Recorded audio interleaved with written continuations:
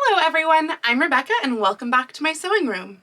Today we are going to be taking a look at another antique garment.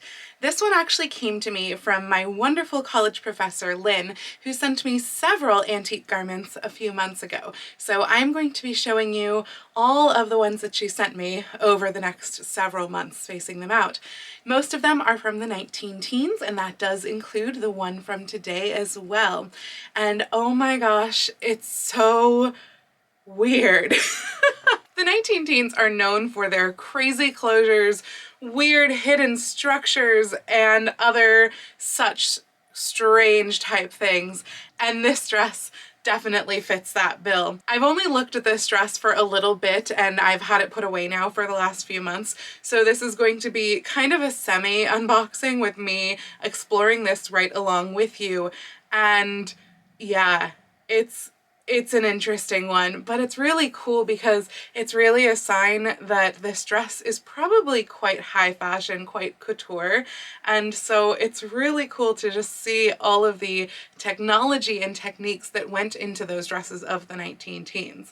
So let's go ahead and dive in. And here she is. Once I put the camera as a stable camera, I won't be able to get this all in the frame, so I did want to show you an overall look first before we begin.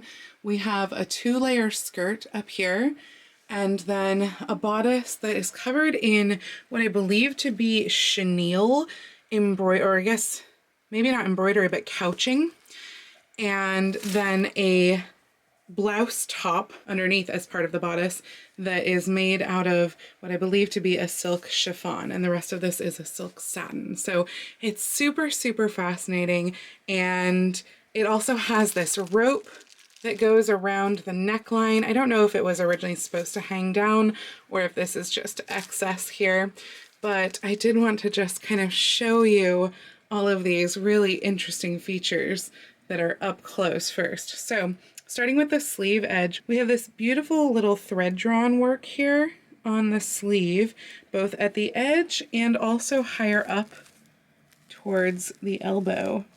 Just this lovely little bit of embroidery and thread work. And then the rest of the top of the bodice is relatively plain, other than this pink rope braid in the neck, along with additional thread work in the neck. So pretty. Moving down to the slightly more stable part of the bodice, this is silk with, again, I believe this to be chenille couching all the way in here. And then this is not chenille, this is kind of more of like a rope. And that is at the top as well here. But it's just gorgeous. And the fabric is very soft and silky. And this pattern is very abstract and interesting. I'm really not sure the kind of origins of a pattern like this, but it seems very artistic and high fashion to me. I'll show you more of the closure in a bit because that is definitely an era that gets very, very interesting. Coming down further, we have the overskirt. And the overskirt has this very interesting hem shape here. This curved hem, and it's a really rather deep hem too. We're talking probably about 2.5 inches here of the hem depth, which you can see from the inside. It's a facing that is done for the hem. You can see the little seam on the bottom. And again, it's a very interesting shape with the underskirt below it having a much more normal shape. I can't quite tell if it was supposed to be completely straight across or if it really does dip down a little bit on the sides as it is appearing to now. The other thing that's funky about this overskirt is the flap on the hip. We have a very interestingly shaped hip flap, and again, that has a facing inside that's fairly deep. It goes here.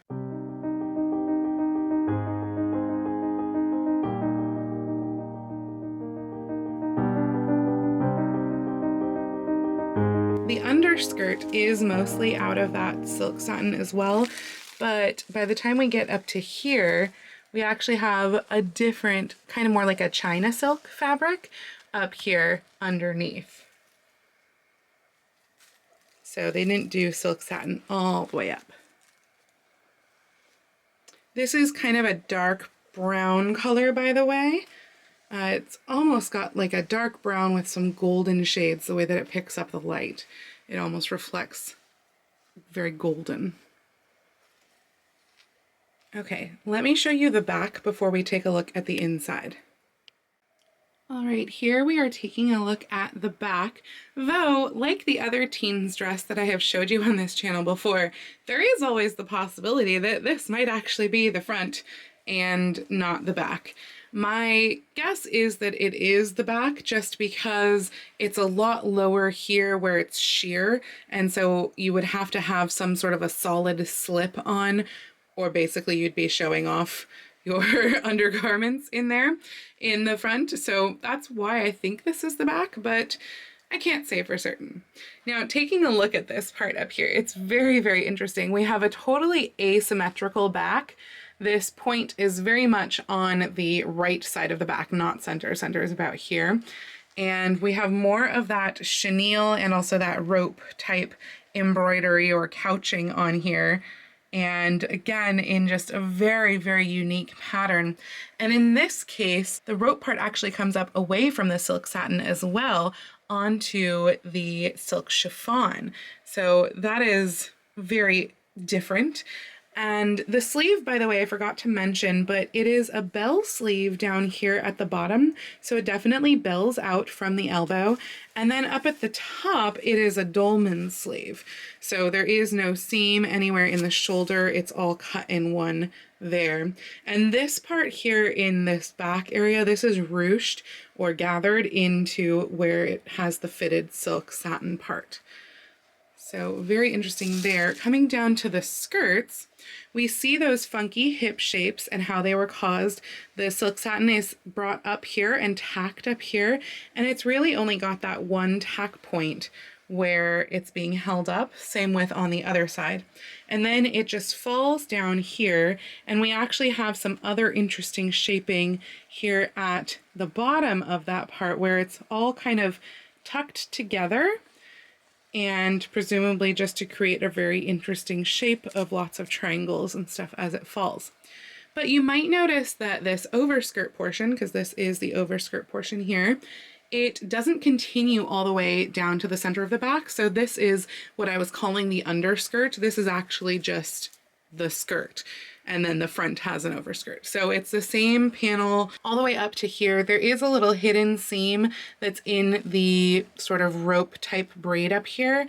And so it is a separate piece for the bodice and for the skirts. But the skirt itself is, I believe, just two pieces, the sort of underskirt, just two pieces, a front and a back with side seams. And we have more of that interesting rope embroidery down here towards the lower part of the skirt. So definitely a very interesting type of look here. And we get those funky little tuck bits over here on this other side as well. Again, creating that sort of triangle falling effect. So it's very, very cool. It's possible that this might fit my small mannequin. So if it does, I will try to put it on there, but at the same time, the opening, which I will show you shortly, is really, really crazy, and I'm not sure that I can figure out how to get it on a dress form. And I also don't want to put strain on the silk chiffon, though that said, it's in beautiful condition. Literally the only flaws that I found are there are a couple of light little tears that are coming in on the sleeve here, and just on the one sleeve, I believe. And then the fact that the rope is coming out of the neckline and there's a little bit of tear here at the neckline. Sorry for the color contrast on there, but you can see that little tear there when it's on the white. So that's the only flaws that I've found in this entire thing. So that is pretty darn amazing. And it is a slightly larger size, which is why I think I could probably put it on my dress form. I will give you measurements in just a bit, but this is, it looks to be a much larger size than a lot of the other antique garments in my collection.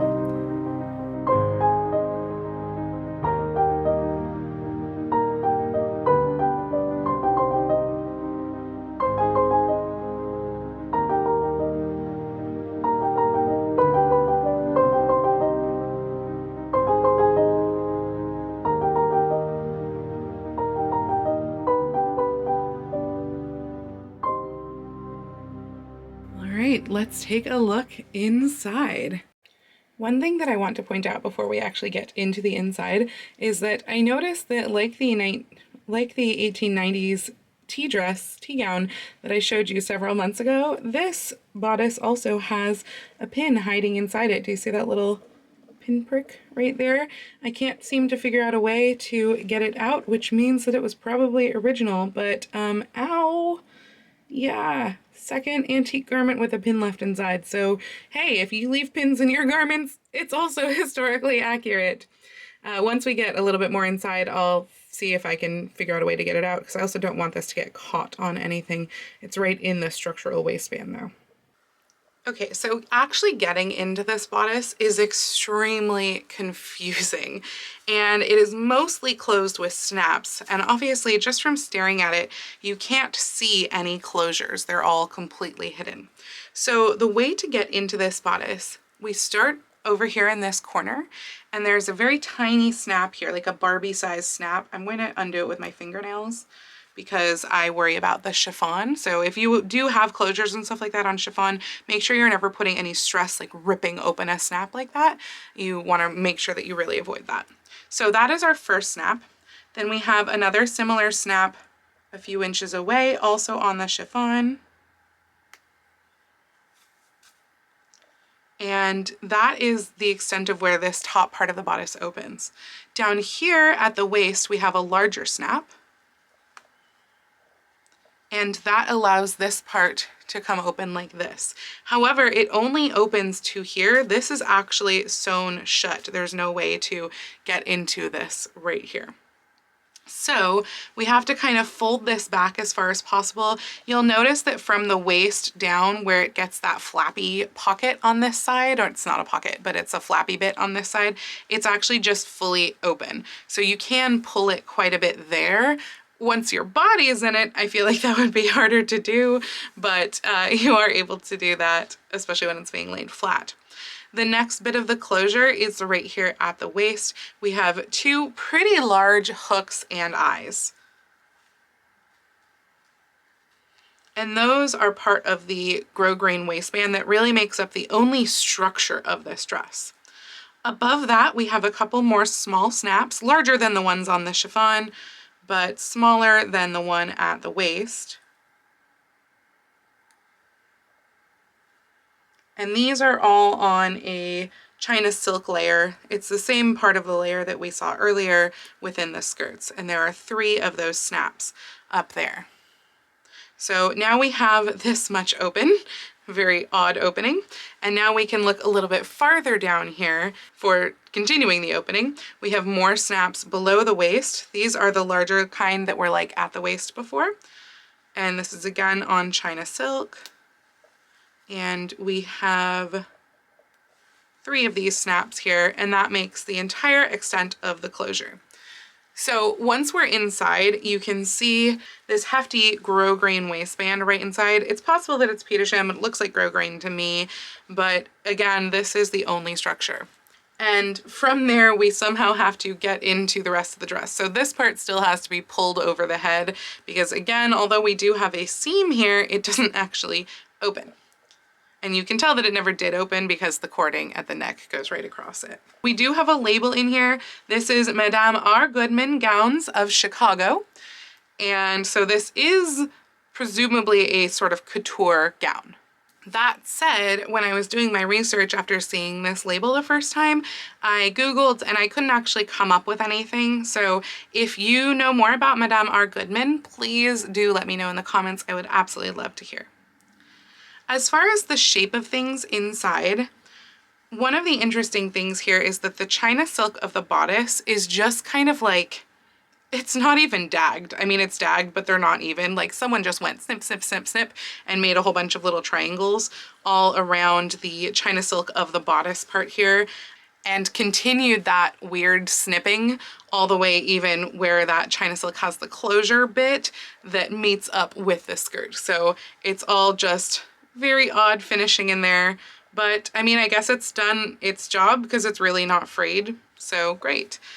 And the cording from the outside, not the chenille couching, but the one that's kind of the small rope, that actually goes all the way through the China silk. So you can tell that that was done as the very last thing. And really it's actually functional because it's holding the layers together, which is frankly fascinating. The chenille, on the other hand, that was done first just on the satin. So like over here where we have just the satin, you can see all of the little stitches on the back of the satin as well as the rope. The rope is literally going through all of the layers like it's a giant thick sewing thread, but the chenille is done on with small thread stitches, and that is true for all over the bodice.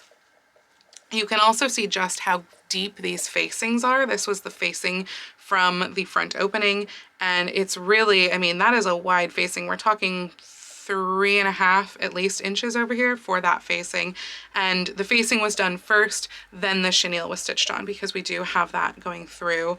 The bodice, by the way, it's backed with more of the same silk from the outside, so it's kind of faced with its own silk. And then we have the chiffon, and the chiffon is brought down here to the waistline, and there's a little band of chiffon that is fitted, but the blouse part of the chiffon is gathered up to fit that band, and then that is applied down with large running stitches to the waistband, to that grosgrain.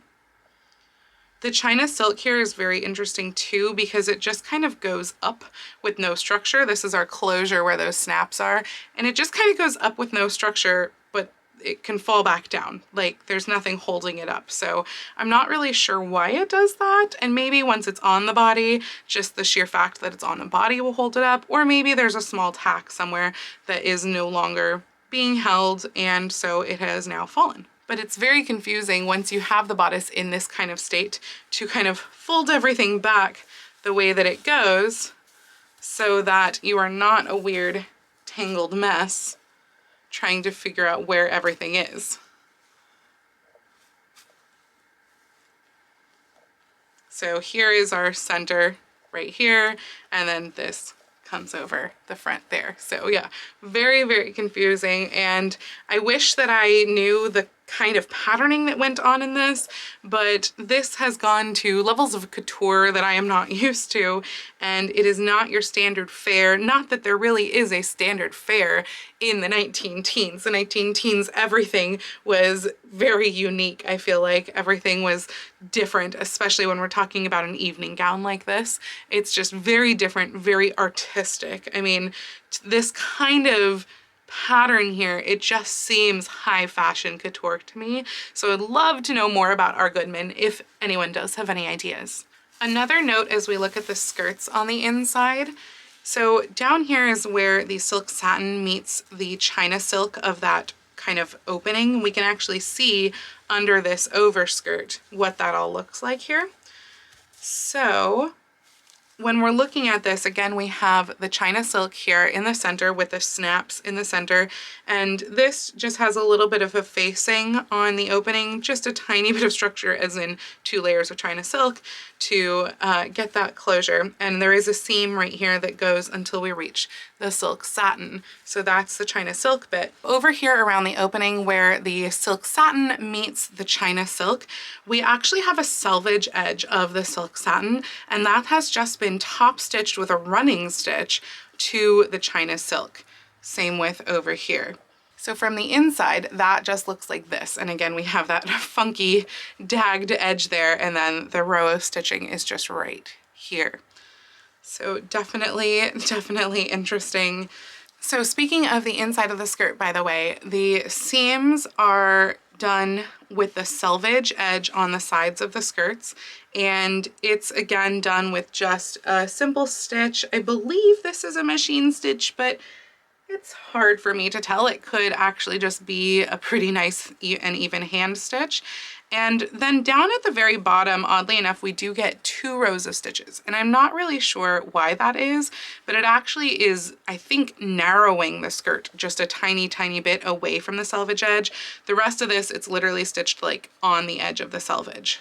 And the hem is just a really large running stitch. Unlike the overskirt, which has the facing because of the weird shape, this one is just folded up and then done with a running stitch with tiny little stitches on the outside, much larger stitches on the inside. Whereas our facing on the shaped over skirt, you can tell that that is much more precise. Like we have a seam here in our facing so that it would fit right. And this is done with a stitch that is so careful that you can hardly see it on both sides. It's really pretty fantastic. I'm not sure what kind of stitch that is because I don't know enough about hand sewing, but basically there is a tiny little bite taken out on each side, and I think the rest of the thread must be running inside the facing itself because it's not visible anywhere. So it's really, they've done a lovely job, and then the ends just whipped down here. And you have really interesting bits where these weird facing pieces meet because they just look very funky with all those corners laid against each other. This is that really funky bit where it's done into all of the triangles too. So it is stitched down. I can't see inside the triangles, but I believe it is just the same piece of skirt fabric that's been folded and then kind of stitched into place. So structure-wise, it's really hard for me to tell you anything more than that because of the level of couture sewing on here and because of the condition that it's in, that really good condition. It's hard to really see, you know, what further shapes look like, etc.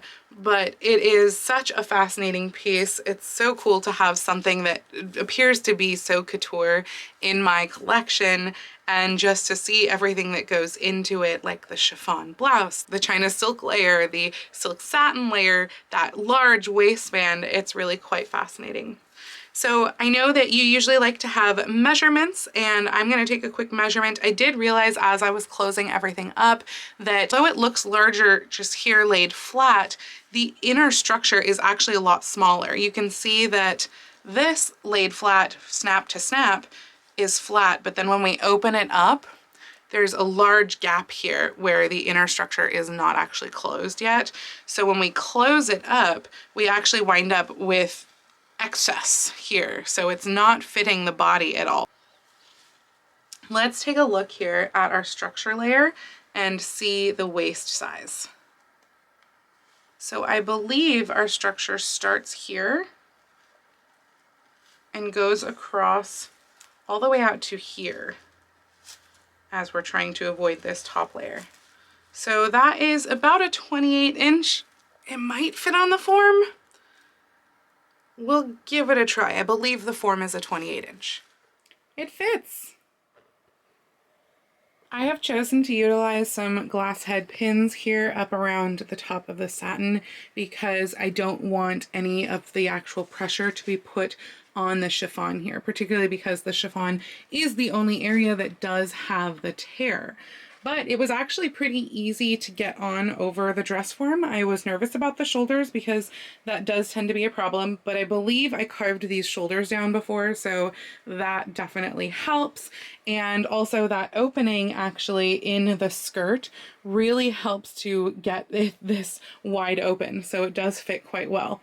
So I'm still a little bit stumped as to whether this that I'm showing you right now is the front or the back. I will show you what the other side looks like in a moment here, but it is hitting a lot lower down on the neckline of the dress form than I kind of would have guessed. As in, if I let it fall without the pins, it would be below the bust point of the dress form. So yeah, I'm not sure maybe if this is the front anymore, but the skirt does seem kind of like it looks right in the front. So the back looks like this. It actually seems like it doesn't fit the curve of the back of the dress form at all, but I also don't feel like there's really room for the bust. You can see some of that China silk lining up here. I didn't try to manipulate the China silk in any way to make it like cover anything. I just sort of let it be on the dress form where it wanted to be. but that's what that looks like. And the reason that I still think that this looks kind of more like the back is more because of the skirts than anything else, because of the way that the triangles fall over here on the sides. I don't know, it just seems like more of the back of a look than the front of a look. So I still think that this is the back, but if you have any ideas, please do leave me a comment with that. And you can also, now that it's hanging, you can really see the bell of the sleeve, which is quite nice. So very excited that this was able to fit on this dress form. I think it's just such a cool piece.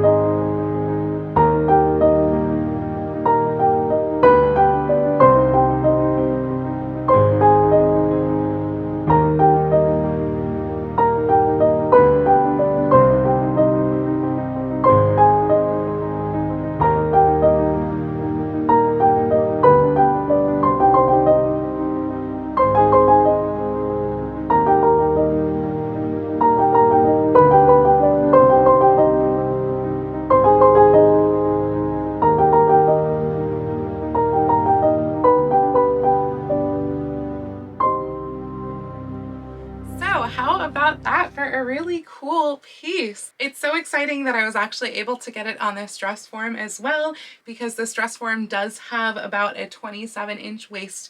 Forget the bust size, but it is slightly more normal than really pretty much all of the other pieces that I've been showing you recently. And so I'm very excited that this is a slightly larger size and that I was able to show it to you in actual real-ish human form. So I do hope that you enjoyed being able to see that. For next month, I'm hoping to show you another one of my larger pieces. I do have a few pieces that have about a 30-inch waist, and I really want to bring one of those to you as well, especially because I know that a lot of you are really interested in plus size clothing, and unfortunately, I don't have any plus size antique pieces, so the best that I can do is about that 30-inch waist range. But oh my god, it'd be awesome to add some actual plus size antique pieces to my collection. Like, that would be so, so cool. In any case, I do hope that you enjoyed the video today. If you like this video, please make sure to click the thumbs up icon. And if you'd like to see more videos like this from me, please go ahead and click subscribe and the little bell icon to be notified every time I post a video. I do post new videos here on YouTube twice a week, with my sewing vlogs on Tuesdays and other costuming content like this out on Saturdays. And this is part of my once a month series of antique costuming. So if you haven't seen any of those others, I will leave a playlist link up above and down below in the description. Make sure to check out those other videos. And in the meantime, I do post every day over on Instagram, so please be sure to follow me over on Instagram. That's at Lady Rebecca Fashions. And if you would like to support me and all of the work that I do on this channel, I do have a link to both my Patreon and my Ko-fi accounts down below. Once again, thank you so, so much for joining me this week. Have a wonderful week, and I will see you very soon in my next video. Happy sewing!